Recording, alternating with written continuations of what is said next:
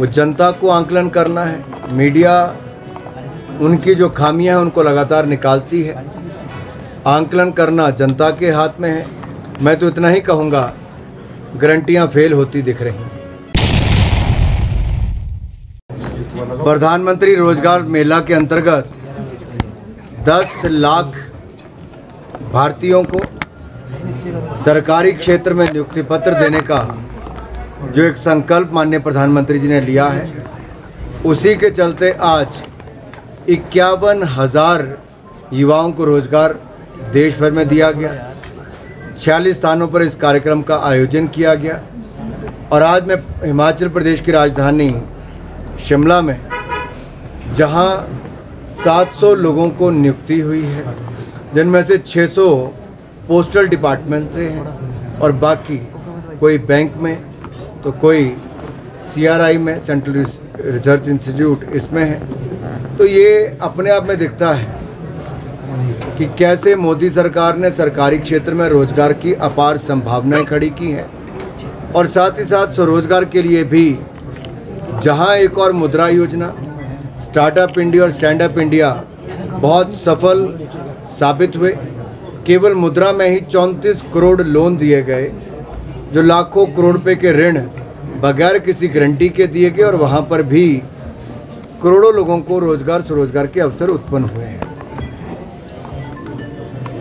Sir, जो महिला आरक्षण जो बिल जो है केंद्र में पारित भी हुआ है, किस तरह से देखते हैं आपकी लोकसभा या विधानसभाओं में इंटेंशन क्लियर? देखिए, मैं आभार प्रकट करता हूं माननीय प्रधानमंत्री जी का, जिन्होंने साहस भी किया, संकल्प भी लिया और सिद्धि तक लेकर आए। नारी शक्ति वंदन बिल ये पास भी करवाया, जो 27 वर्षों से कोई नहीं करवा पाया था। दिखावे के लिए कांग्रेस भी लाई थी, लेकिन पास नहीं करवाया। मोदी जी लाए भी और नारी शक्ति वंदन बिल पास करवाया भी। तभी तो कहते हैं मोदी है तो मुमकिन है।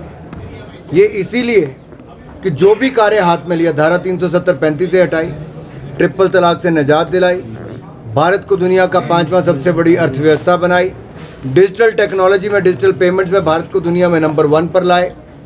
और अब मेरी मातृशक्ति के लिए, बहनों के लिए, युवा साथियों के लिए संसद से लेकर विधानसभाओं में 33% महिलाओं के लिए आरक्षण देना, ये बहुत कम देश कर पाए, जो हमारे भारत ने मोदी जी के नेतृत्व में किया है। कांग्रेस MP मणिकम AIADMK के विड्रॉल के NDA से बाहर होने के बाद कह रहे हैं कि NDA has now become only party on paper, खाली पेपर पे रह गई है, प्रैक्टिकली कुछ नहीं है। How do you respond to this? Bharatiya Janata party ने गठबंधन दल जितने भी हमारे रहे, पहले भी और अब भी, उन सबको महत्व भी दिया, साथ भी दिया, एक परिवार के रूप में ही साथ में लेकर चले हैं। और आगे भी जिस तरह से आपने देखा, JDS भी जुड़ा, कई और दल एक के बाद दूसरे जुड़ भी रहे हैं। NDA का गठबंधन 2014 में भी मजबूत था, 2019 में भी, और दोनों बार पूर्ण बहुमत से सरकार बनाई, और 24 में भी NDA की सरकार नरेंद्र मोदी जी के नेतृत्व में ही बनेगी। सर, सुक्खू सरकार के 10 महीने के कार्यकाल को किस तरह से आप देखते हैं? वो जनता को आंकलन करना है। मीडिया उनकी जो खामियां हैं उनको लगातार निकालती है।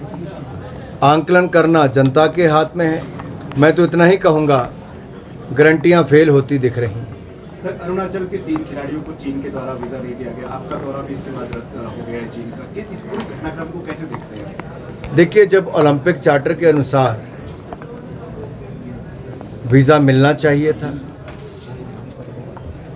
और ओलंपिक कमेटी ऑफ एशिया का ये दायित्व भी बनता था, और चीन को भी भारत के किसी भी कोने से कोई भी खिलाड़ी जो भारत को रिप्रेजेंट कर रहा है उसको वीज़ा देना चाहिए था।